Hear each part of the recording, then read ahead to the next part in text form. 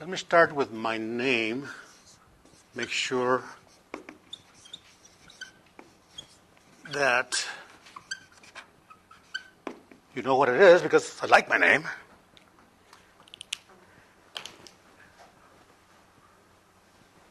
My parents promised, or I should say my father promised his father. Remember, this is a culture, Mexican culture, where you have machismo, okay? So no one is consulting wives here, okay? My father promised his father, my grandfather, that he would name the first son, me, after him. So my grandfather's name was Santiago. I got named Santiago.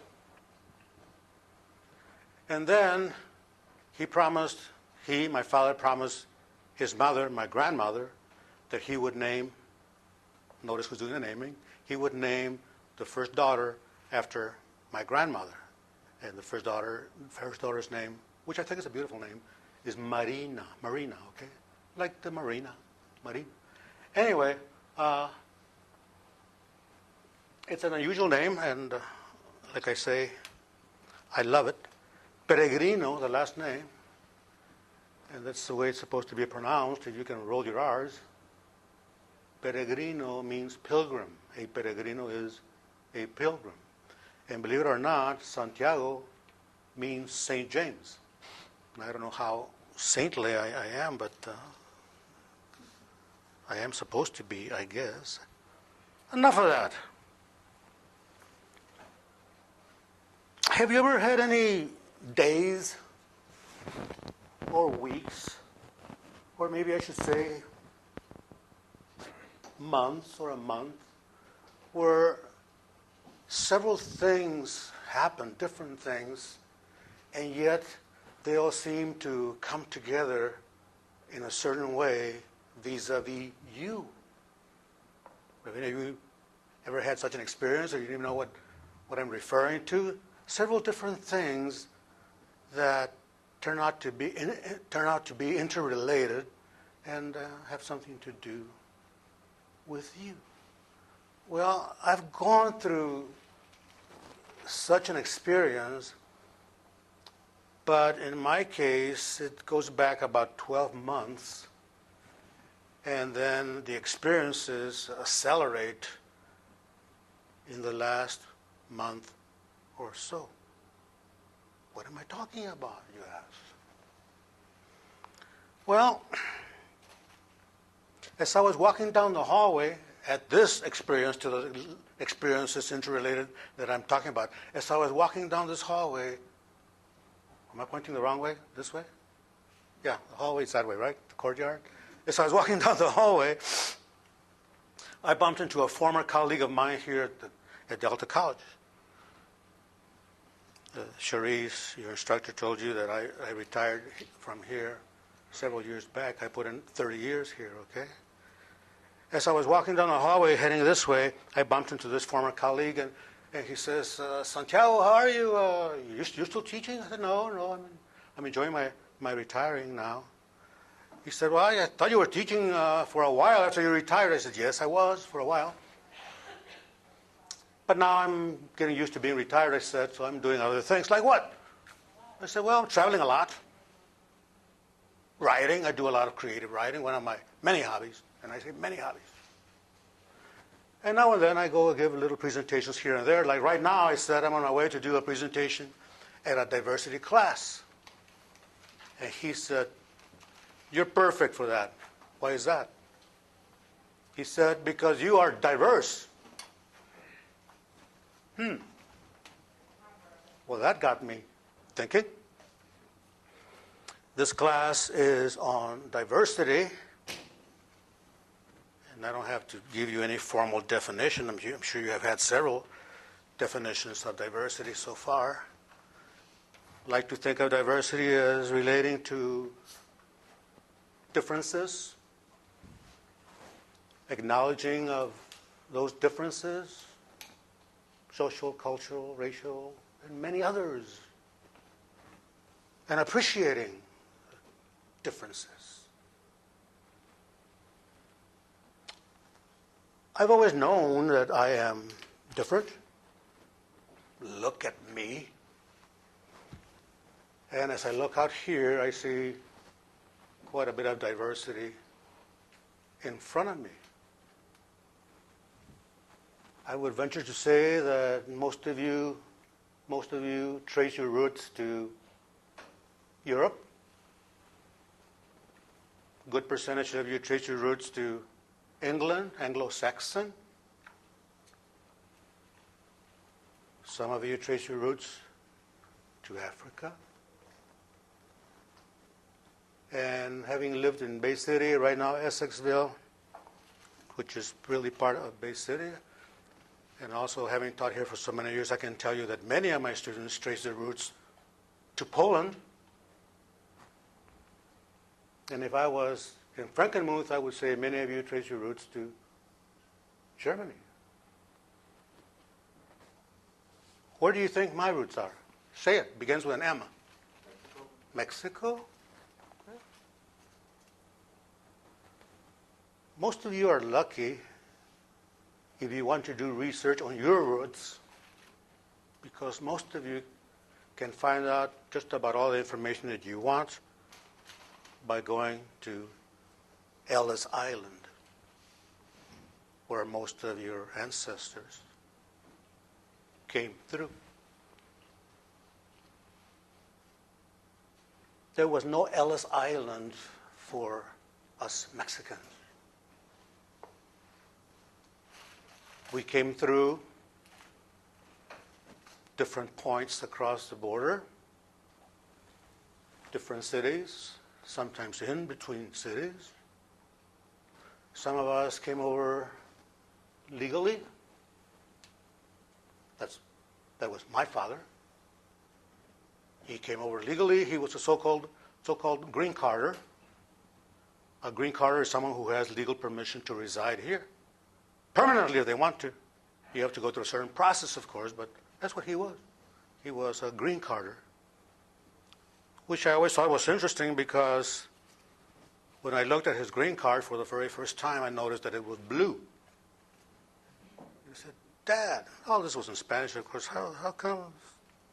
How, green card, carta verde, is blue. She said, I don't know. Until the day he died, he's been gone for quite a while. He remained a resident alien, green carder, and never had an interest in becoming an American citizen.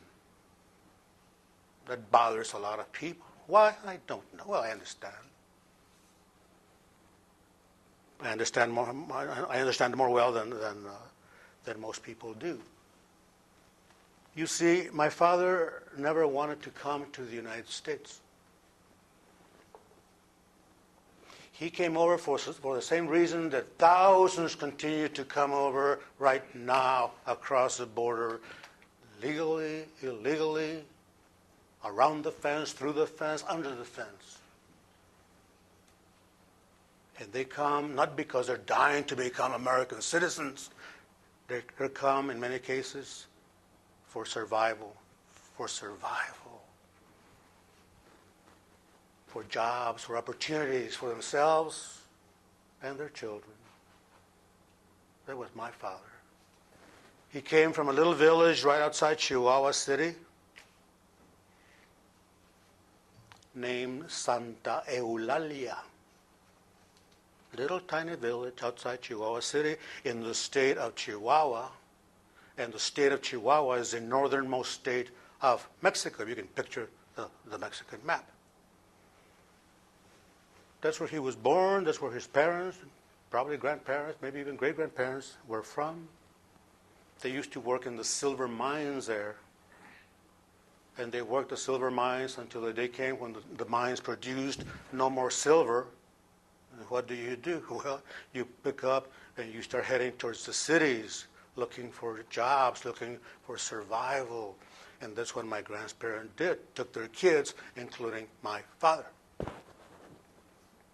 When they couldn't find anything there, because that migration was being repeated up and down the country of Mexico with respect to poor people, always trying to figure out a way to survive. So they went to the city of Chihuahua, which is the capital of Chihuahua, trying to find opportunity there, jobs, what have you, survival. Nothing to be found, so they started to move northward. A pattern that continues to this day, always northward.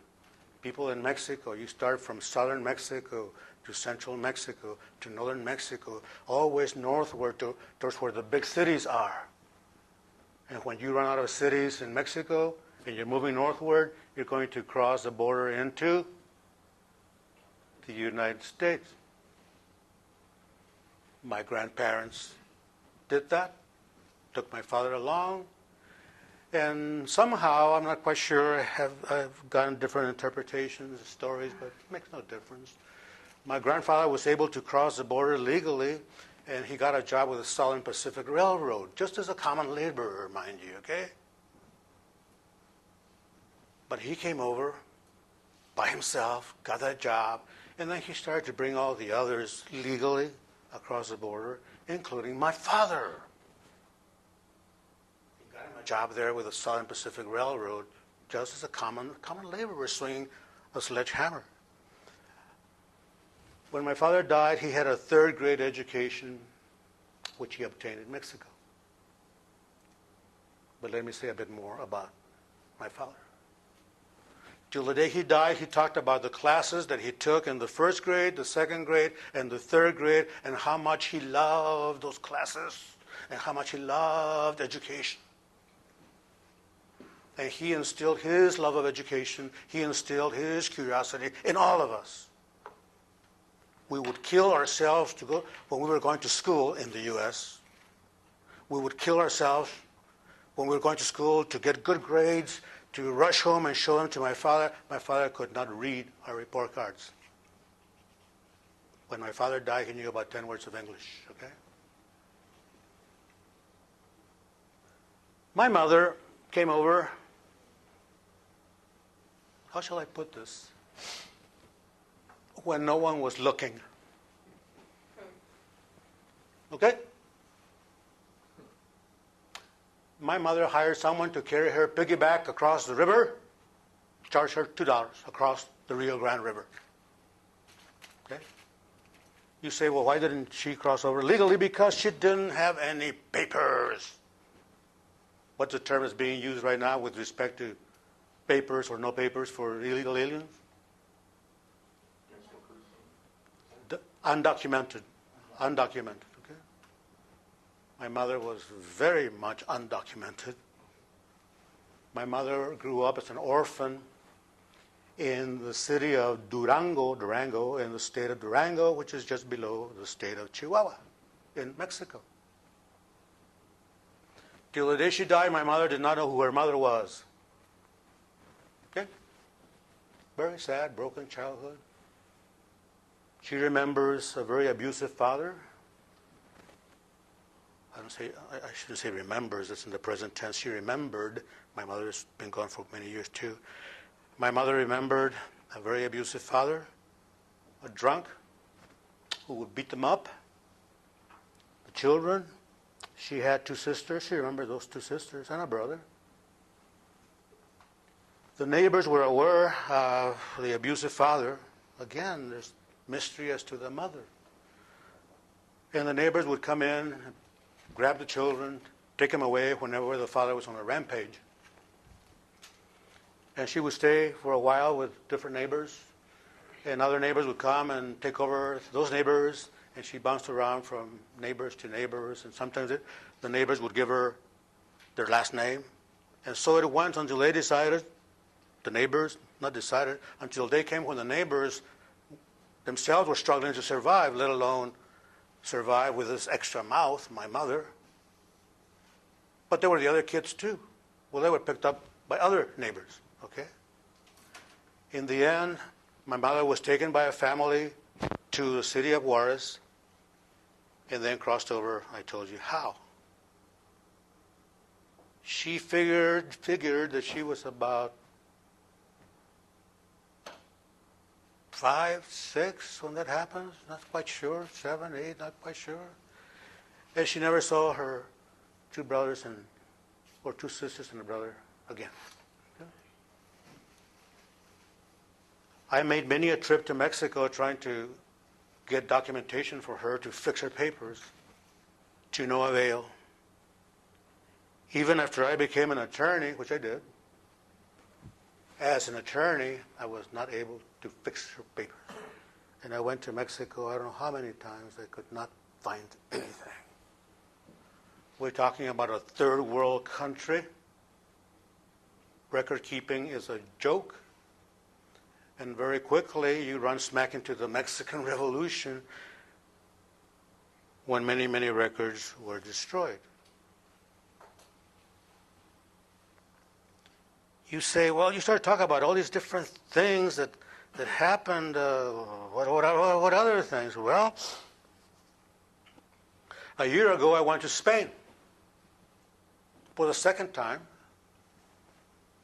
And I will go a third time and a fourth time and a fifth time if I have to, because I am determined to not stop trying to track my roots until I track down the Spaniard. Until I track down the Spaniard whose last name was Peregrino, who participated in the conquest of Mexico, or came shortly thereafter and proceeded to, how shall I put this, intermingle with the natives and produce this half-breed standing in front of you. Look at me. I look the way I look because the Spaniards conquered Mexico and helped themselves to the native Indian women and produce half-breeds like mine. The Spanish word for half-breed is mestizo. Mexicans are mestizos, half-breeds. I've pretty much tracked down the Indian part of me, but I'm trying to track down the Spaniard part of me. And I don't know if I will succeed, but I'll just keep on trying. All Mexicans are a mix of Indian, Mexican Indian, and there's lots of very active tribes right now in Mexico, okay? Mexican Indian tribes. All Mexicans are a mix of Mexican Indian with the European or the Spaniard.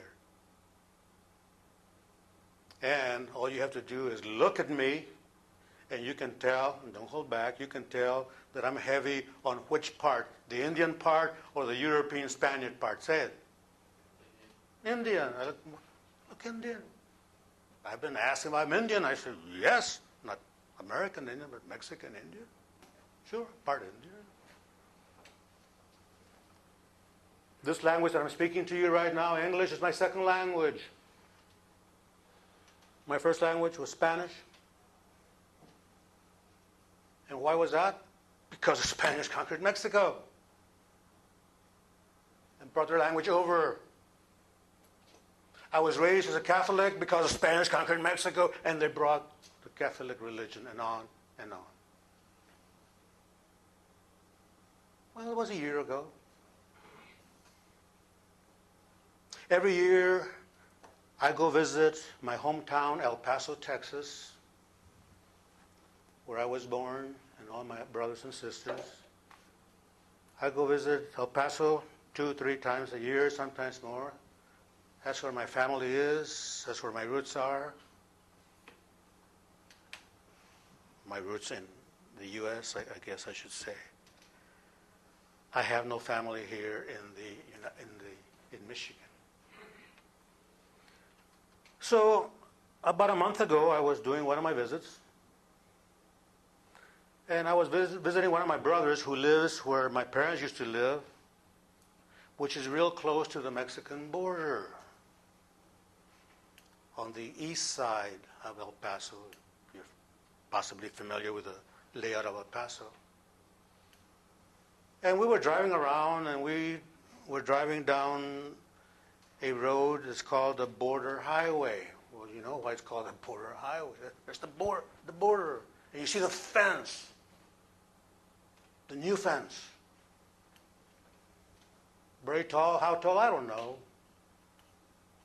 Appears to be dark brown or black. I don't know. Barbed wire all over the place. On top of the fence, behind the fence, in front of the fence. You have the river. And you have dirt roads going up and down where the immigration does their patrols constantly, and helicopters up there. I've always been aware of that fence, of course. But now and then when I look at it, I get mad. Or sad. I'm not sure. But I stood next to the fence this time around, looking at it. And I picture my parents coming across. And the fact that they had to. And that's why I wound up in the United States. And if you move towards the western part of El Paso, it starts to get mountainous. If you take certain roads, you can stop your car and look across, and you'll see over the fence, you'll see the city of Juarez, you'll see the tremendous poverty, people living in shacks. You see people right before your very eyes trying to jump the fence or come across. And it's a cat and mouse game that goes on and on and on, 24 hours a day. I turn the TV on, I see a program, regular program now called Border Wars. This is how we're catching those Mexicans right now, okay? Well, my heart goes out for those poor Mexican people that risk everything, sometimes their lives, to come across. New York Times this morning, front page, article on Mexican people continuing to come over no matter what. And the name of the article is Crossing Over and Over. Crossing over and over. And sometimes these illegal aliens, the ones that don't fix their papers for whatever reason, sometimes they're caught. And what happens these days when they catch you, for sure, these days? They deport you. And they're getting tougher and tougher and tougher. In the old days, not much would happen. Or they would just take you across the border, and then you said goodbye, and then you went over the fence again, okay? They talk about one individual here who was caught in Seattle. He was caught driving with an expired license. They found out that he was illegal because these days more and more states are checking into your immigration status when they stop you for whatever reason, assuming a reason that had probable cause. And the individual says after he was going through the deportation process, he says, "My wife, my son, I have to get back to them." Who knows where he was going to be taken and dumped. Not across the border. These days, they're taking many of the illegal aliens back to their hometowns, just dumping you there. Which, of course, reminds me of my mother, who was as illegal as can be till the day she died. My mother was always terrified that she would be caught, that she would be discovered, and that she would be deported. And as a kid, I would wonder now and then, well, I knew she was illegal. We were in a Mexican neighborhood surrounded by lots of illegal people, and my mother was one of them, and now and then I would think about it. My father would talk about it now and then, saying that she had to be careful whenever we went out. And I would ask, well, where would they take her? Would they take her right across the El Paso Mexican border and just drop her there in the city of Juarez? Would they take her to her hometown, Durango? What would she know about Durango? She left it when she was 5, 6, 7, 8, who knows? Okay? Dumped her. Without cent. What would she do? What would she get back? One day my mother got into a fight with a neighbor. And the neighbor knew that my mother was illegal. So the neighbor called the immigration department. And here comes the green truck. And all Mexicans know about those green trucks, immigration. They're called La Migra, slang for immigration. La Migra, here comes La Migra. La Migra pulled up in front of our house. Immigration officer comes up to the door with big old gun. They carry guns, yeah. Knock on the door. My mother answers, and he says, "Are you Josefa Peregrino?" That was her name, Josefa. Josephine Josefa. My mother knew quite a bit of English compared to my father, and she picked it up because she got to go to the 5th grade in El Paso, and then she got to drop out, work as a maid, just trying to survive. My mother says in English that she is Josefa. She says, "I want to see your papers." The immigration officer was bilingual. "Sus papeles, ¿dónde están sus papeles?" My mother says in Spanish, "No tengo papeles." I don't have any paper. What paper? All of us kids were there. My mother or my parents would crank out one kid every 2 years, so I have to think back how many we had at that point. But 2 years after that, it was another one, okay? Anyway, a bunch of us were there. They wound up cranking out a total of 9 before they went into retirement. Anyway, we saw what was happening. Everyone knows about La Migra, okay? We saw what was happening. We knew what was happening. And I'm not kidding you, right on cue, all of us kids started to cry real loud. And you know who was the big ham there? Howling. And I got very dramatic. I clutched one of my mother's legs. I was not going to let them take away my mother. Mi ama, okay? Immigration officer looks at the scene. Wow, these kids crying and me clutching my mother's leg. Immigration officer says, never mind, he says. Took off. Never saw him again. Okay? But my mother was deathly afraid to go anywhere. She would rarely leave the house. She was terrified that she would be caught. And we were the only family, real family, that she had ever had, my father and us kids. One time, I did something foolish. My father had been asking me about Carlsbad Caverns, even if you're familiar with Carlsbad Caverns in New Mexico, and he wanted to go. We said, "I'll take you." And my mother, just kidding, said, "I want to go too." I said, "Jump into the car." And without thinking, she jumped into the car and we took off. My mother said, wait a minute. I can't do this. She knew about an immigration checkpoint 100 miles east of El Paso. Everybody knows about these checkpoints, okay? She says, "What about the checkpoint?" And I was driving, and we had some other kids with us, our siblings.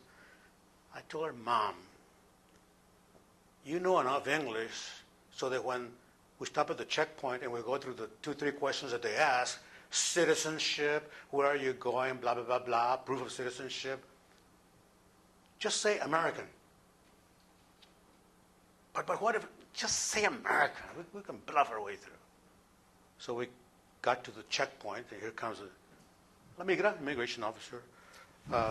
Citizenship, where are you going? My mother says, "American." They waved her by. She got to see Carlsbad Caverns before she died.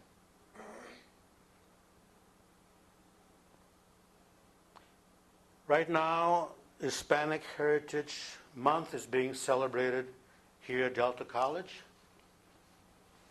Add that to the list of different things that have been coming together for me. This morning on television, they were talking about Governor Rick Perry, who just threw his hat into the presidential race. The Washington Post discovered that on a ranch that his family had leased for at least 10 years, a huge ranch, one of those big Texas ranchers, at the entrance to the ranch, there was a big stone, okay, big stone, and painted on top of the stone was the N word, which I'm not about to write, okay?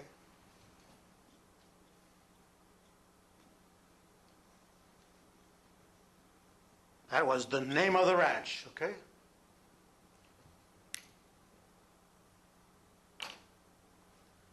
Well, the media jumped into it, and Perry says, oh yeah, I was aware about that a long time ago. I understood my father had painted it over. In fact, I understood that he had turned over the rock, and anyway. And some reporters went there the last couple of days, and the rock had not been turned over. There's some weak attempt to paint over it, but you could still see the outline of the words.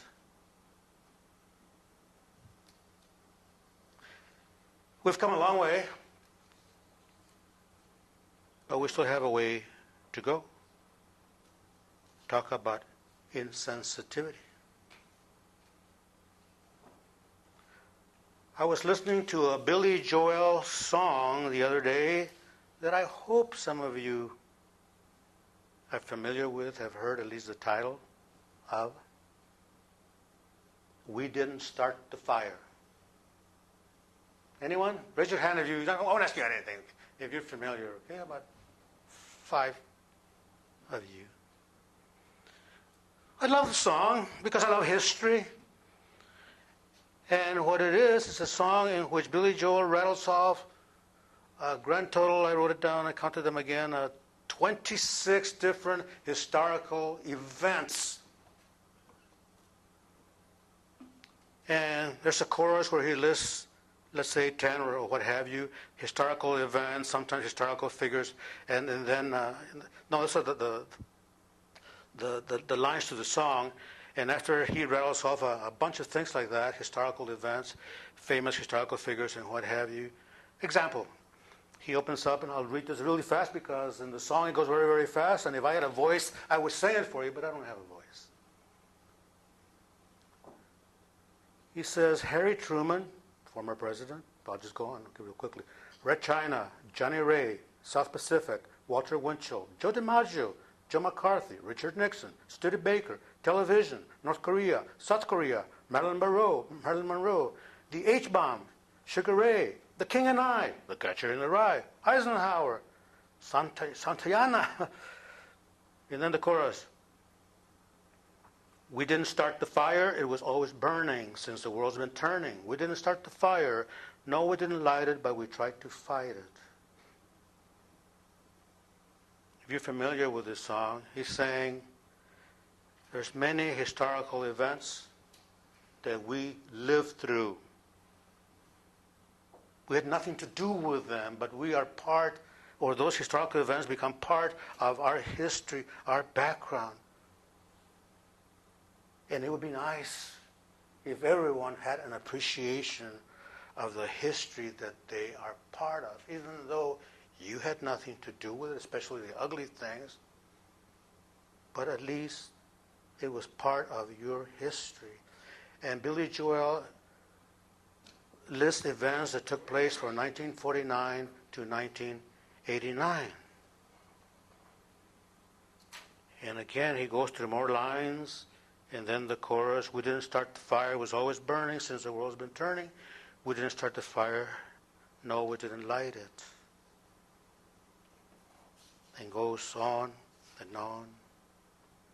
We didn't start the fire. It was always burning since the world's been turning. We didn't start the fire, but when we are gone, it will still burn on and on and on and on. History continues.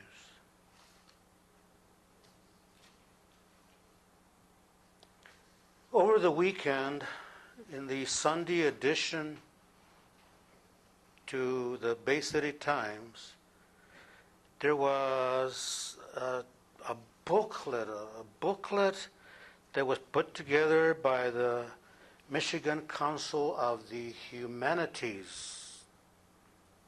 And they were talking about a book that I had not heard of entitled The Ark of Justice. And it was a story of an individual by the name of Ossian. I hope I'm pronouncing it right. Sweet. Do you by any chance see that? One person, okay?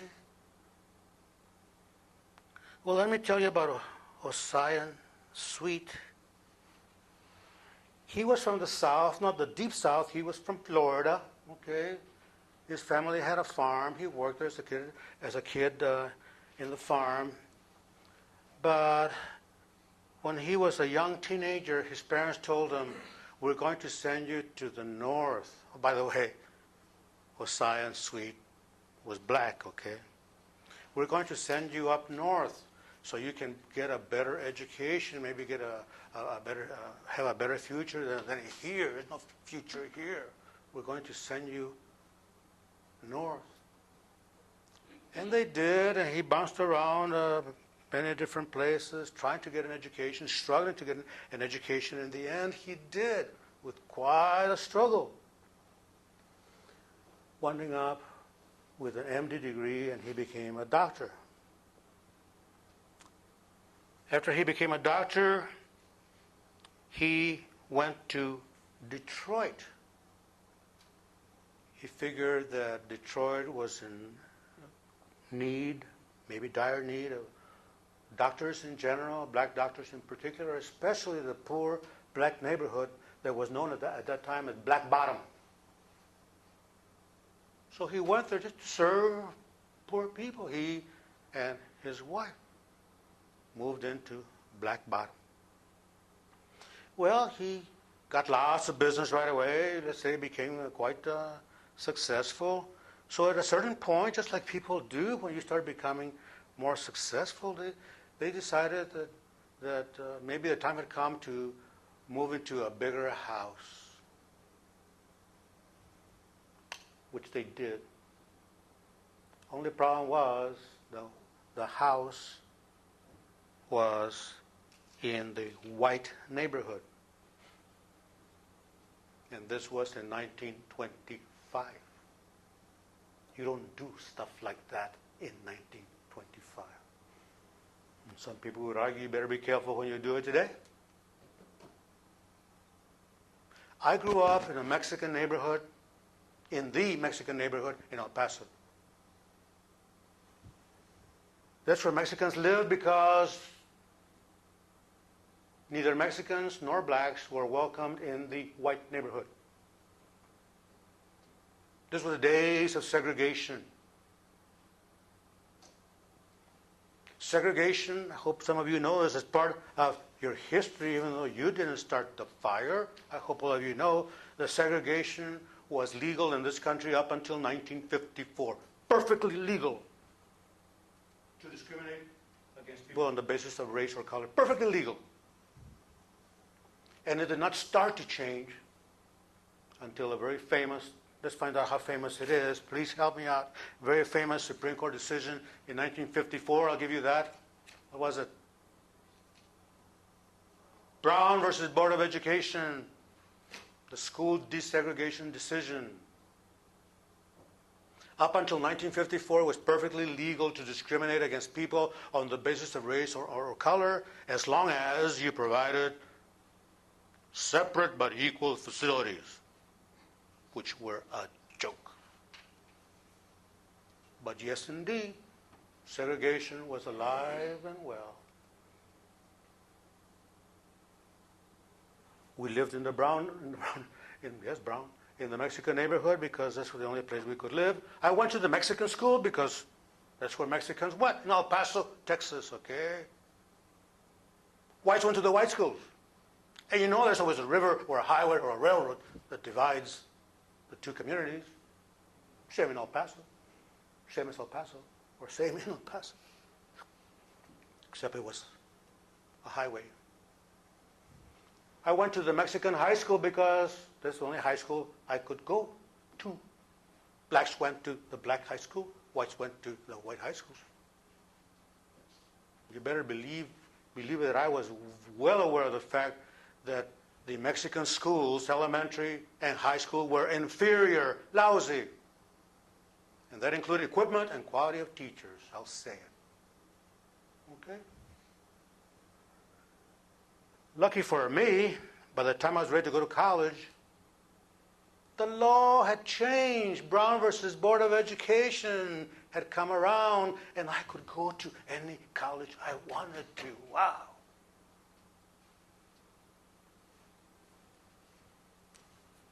When I heard about Sweet, it reminded me of a very famous Supreme Court decision entitled Sweat, Sweet Sweat versus Painter, 1950. Let me pick up where I left off with the story of Sweet. They moved into a white neighborhood, and very quickly the neighbors let them know in no uncertain ways that they were not welcome. And there was all kinds of violence and threats of violence directed at them, at their house. And then they heard that on a certain day, the whites were going to convene upon the house, and who knows what, destroy the house, hurt them, kill them, who knows what. He was aware, everyone knew that that's what the whites were planning. And so he, Sweet, got a bunch of friends together and relatives, and they armed themselves to the teeth. Hey, we're doing nothing wrong, but you break into our castle, and you're going to have to deal with this, okay? So sure enough, here come a mob of whites, stoning the house, attacking the house, rushing the house, and when they saw this violence being directed at them, they shot a couple of volleys of rifle gunfire out there in the front where these people were, and about to take cover or whatever, run over them, whatever. 2 people were hit, 1 injured, 1 was killed. All the people in the house were charged with murder. Many black organizations came to the rescue of the Sweet family. And Clarence Darrow, famous defense attorney Clarence Darrow, offered his services as defense attorney for the family. In the end, they were acquitted.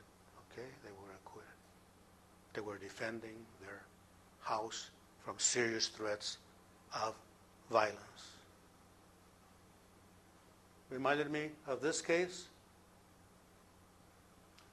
1950, right before 1954, right before Brown versus Board of Education, okay? There were a series of cases, late 40s, early 50s, when the handwriting started to appear on the wall, that the days of separate but equal were numbered. It started to become obvious that separating people on the basis of race or color made no sense. And as a kid, I got to see a lot of separate but equal in El Paso, even though El Paso, Texas was not part of the South or Deep South. But I lived through separate but equal. I lived through the days of segregation, as I told you. Neighborhood, schools. I would board the bus, put the money in the coin box, had to move to the back of the bus very quickly to the colored section, okay? Colored section. Went downtown, everything was labeled white, colored, white, colored, white,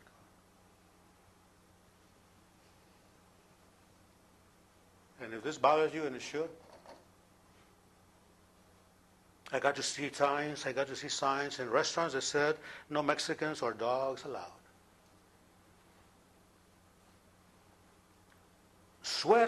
Herman Sweat, applied for admission at the University of Texas Law School.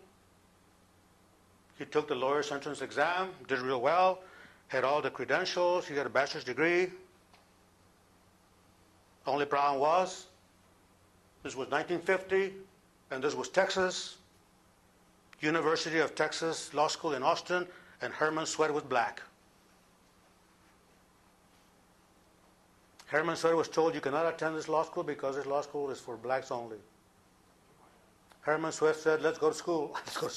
Let's go to court.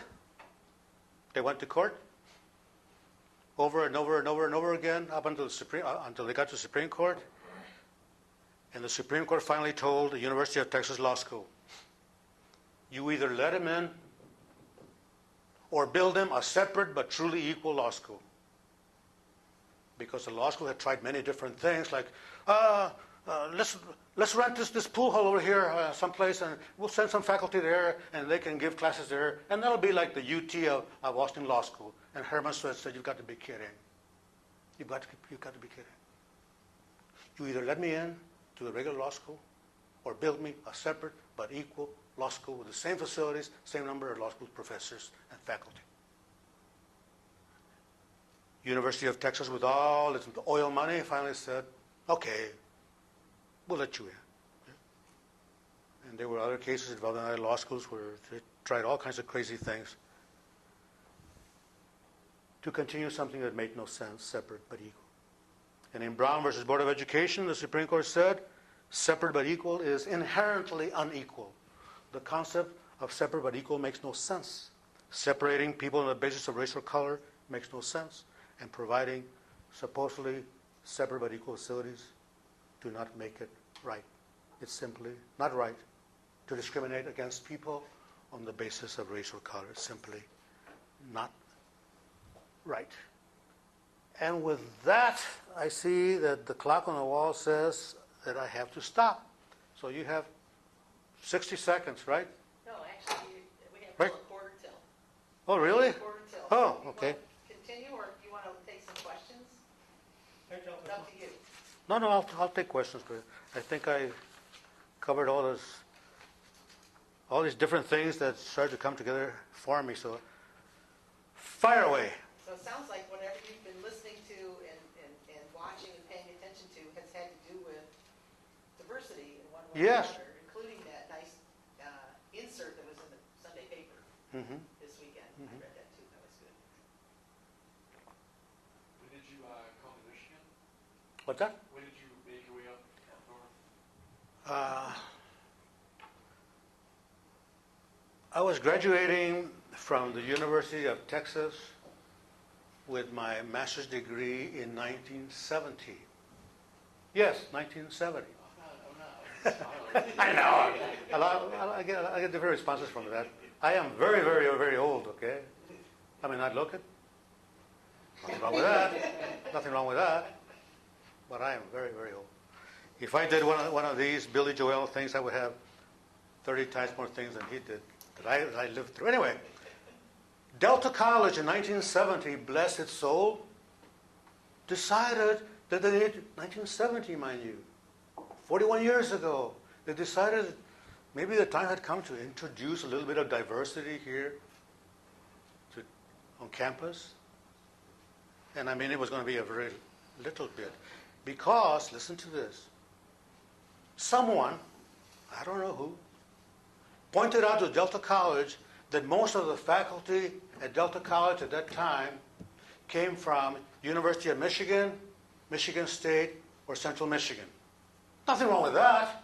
I got my law degree from U of M, okay? Nothing wrong with that. But if that's all you offer your students as far as faculty, you're not offering much diversity, okay? It's almost like inbreeding, okay? So, Delta College in 1970 put together a recruiting team, several recruiting teams, and they sent them out all over the U.S. And their job was to go to many different parts of the country, different universities, colleges, and recruit faculty in just about every discipline. I didn't know that. I had never heard of Delta College, but one day the recruiting team arrived at the University of Texas and let it be known that they were recruiting political science instructors, English instructors, and on and on and on. So they talked to my former, and he's still alive, my former department head, political science. And he said, well, you got to talk to Peregrino. He's finishing up his master's degree. He might be interested. So they approached me and they said, would you like to come over and look us over? All expenses paid, Delta College. Told me more or less where it was. I said, well, where's Michigan? No, I'm just kidding. I came over. I was brought over. And believe it or not, I fell in love with the state of Michigan the instant I walked outside the airport at MBS, okay? Keep in mind, I was born and raised in El Paso. We're talking desert country, which I love. I'm a desert rat at heart, okay? But I'm also very adaptable, very flexible individual. I walked out of the MBS airport.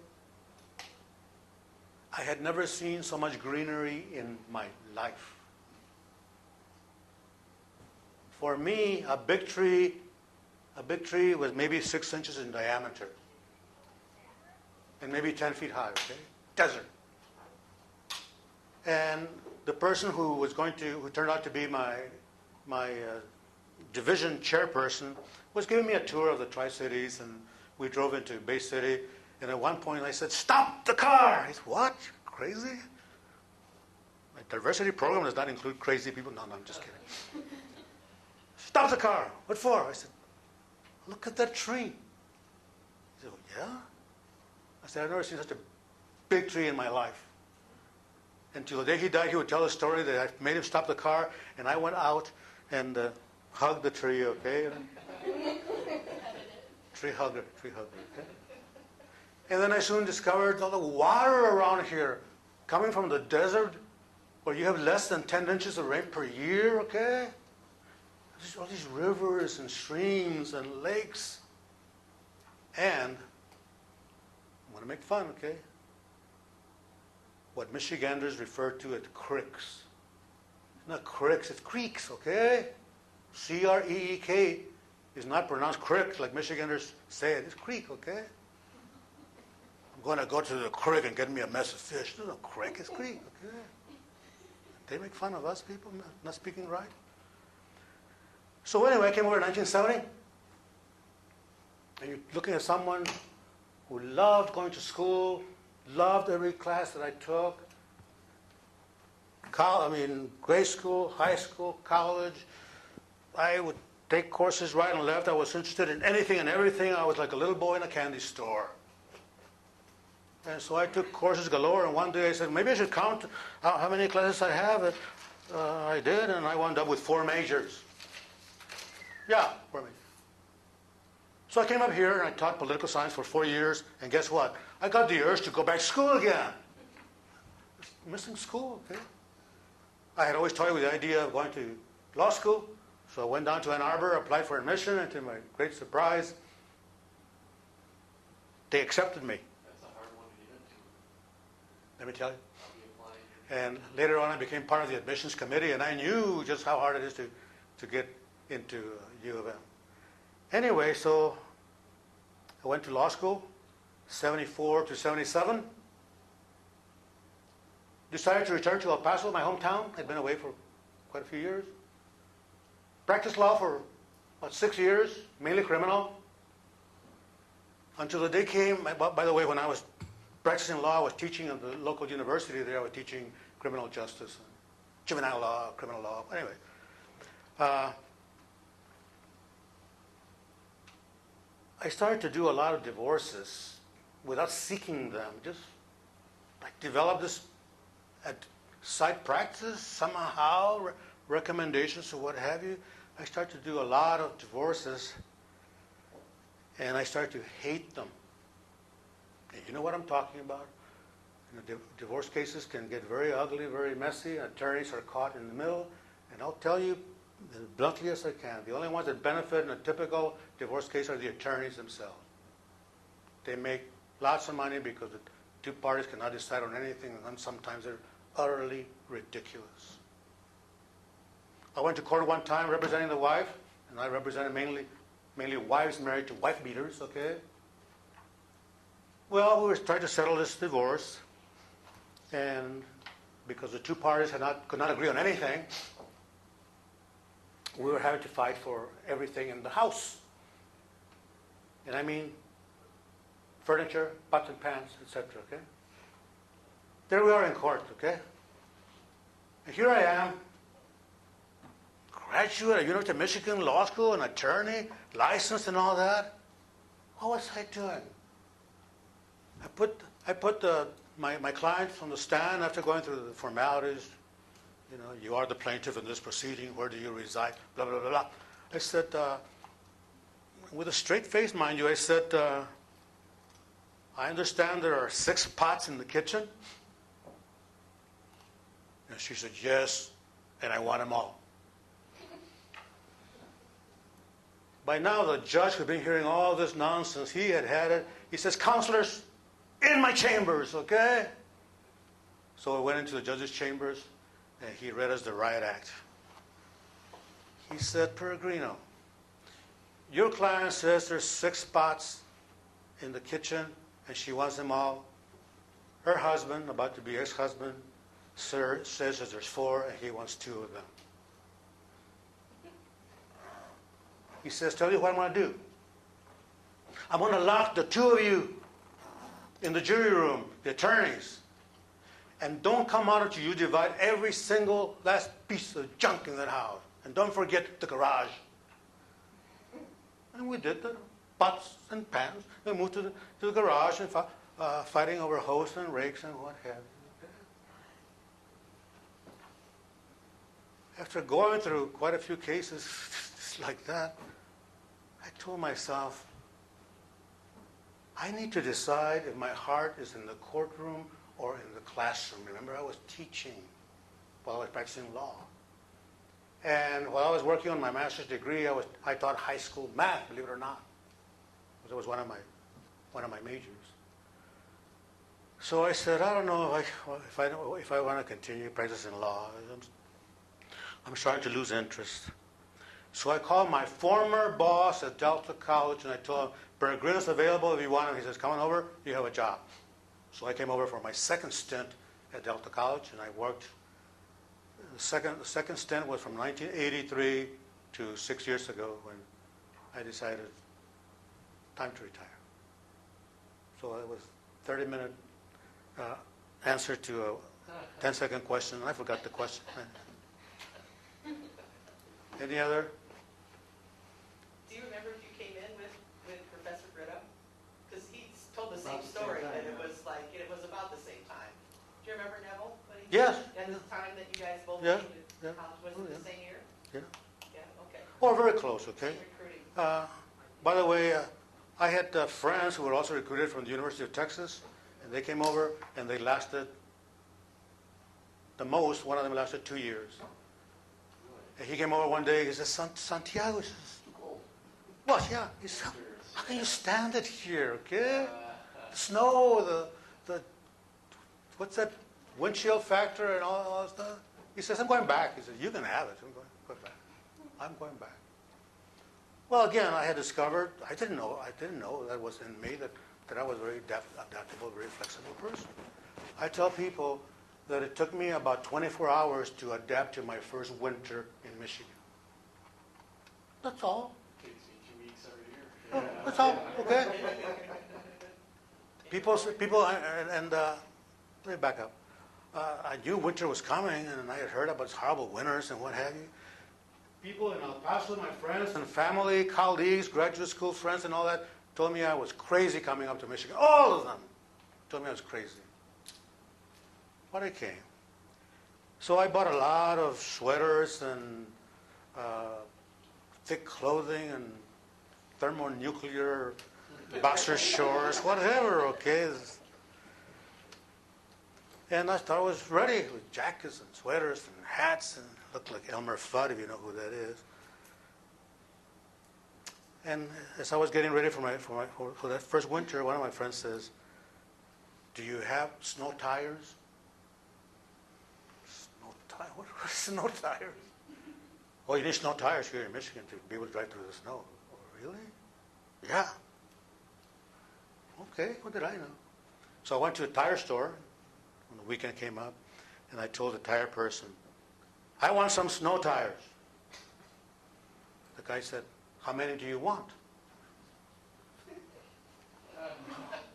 How many do people normally get?" Depends. Depends on what? "Well, front wheel or rear wheel." "Oh." I was driving a 1957 Chevrolet, which I still miss, okay? I still miss. Ask your great-grandparents about the days when they made cars out of steel and bumpers bumped.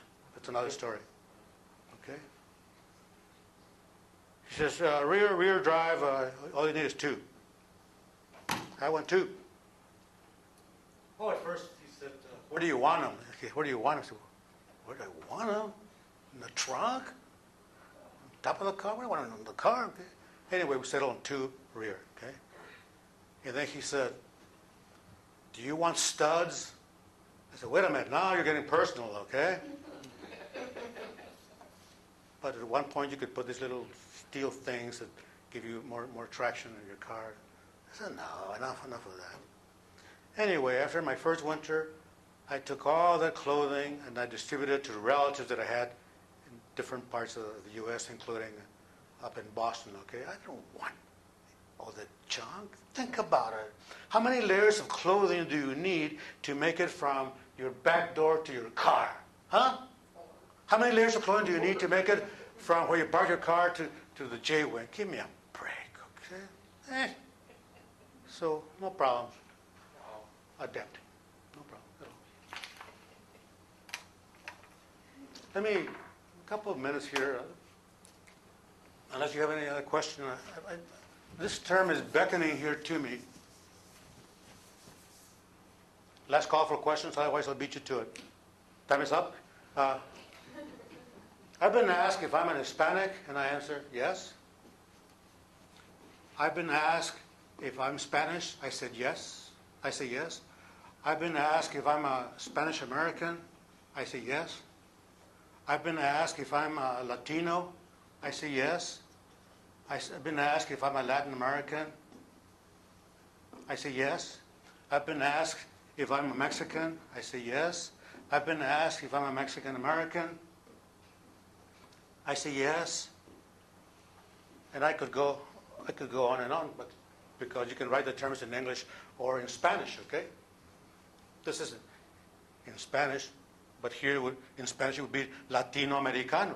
Am I Latino-Americano? Yeah. Latin American? Yeah. Mexican? Yeah. Mexicano? Yeah. With the O, etc. All these terms pretty much refer to the same people like me. Okay? This is the popular term because this is an umbrella term, and there's room under this umbrella for all these other terms, okay? But I would tell you, be careful which term you use depending on what part of the U.S. you're in, because in some parts of the U.S., some of these terms are fighting words, okay? Which reminds me, I was attending a teachers' conference in Lubbock, Texas, I don't know when, 1966, I think. And we were all sitting around a long table having a little conference session. And during the session, I had noticed there was this teacher, female, who kept looking at me all during the conference. Well, nothing wrong with that. But it was very obvious she was giving me the look. We went on a break, and I saw her get up from the end of the table where she was, and she comes over to me. And she says, "What do you want me to call you?" Now, that took me by surprise. I didn't know what she was talking about. She was talking about this. She was talking about this. And I guess she caught me at the wrong time because sometimes I get tired of all this, okay? And I didn't put any of the ugly terms, okay, because we have the equivalent of the N-words that refer to people like me, okay? So she caught me at a bad time, and I still feel sorry for the way I responded, but I did. I said, call me whatever you want. I said, evidently, you cannot talk to me unless you first decide what label to use on me. I told her, I have no problem talking to you without first labeling you. I have no problem talking to you without first deciding whether you want to be called Pilgrim or something else. Call me whatever you want. Important to you. But again, why not just talk to me? I'm a nice person. Okay? And it's not about labels, but the labels still hang around, and we didn't start the fire. Any other question? We are running out of time, right? That was a perfect ending. We didn't start the fire, but join me in thanking Santiago.